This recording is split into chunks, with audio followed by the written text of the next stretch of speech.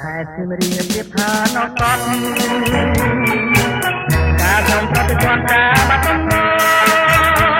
ងដល់ជនជំនួយគួយជំនួយគេងតតែបាត់ដំបងបងមកចំបាឥឡូវបានយល់ចំពេលសៀមរាប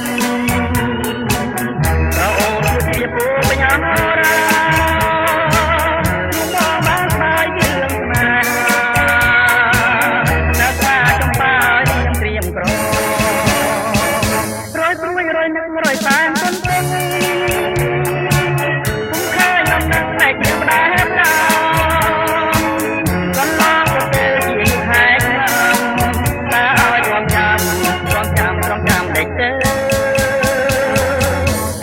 ចំពេជម្រាបបងមានតែញ៉ាំហើយព្រះលោកដំជួយផងខ្លួនឲ្យបងបានរស់លើជាគ្នាតទៅនឹងចំពេ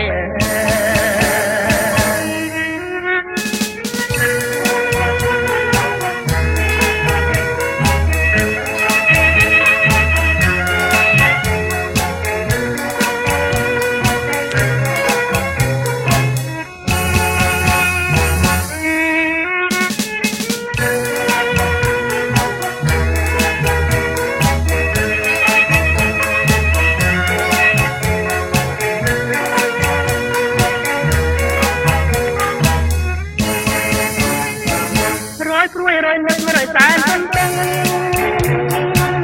គុំឃើញនំនឹងនៃជាផ្ដាប្លំ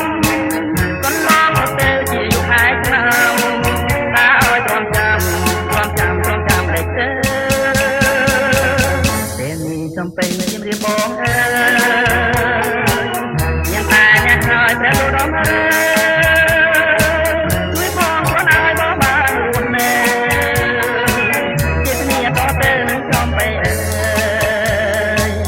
ជាគ្នាតទៅ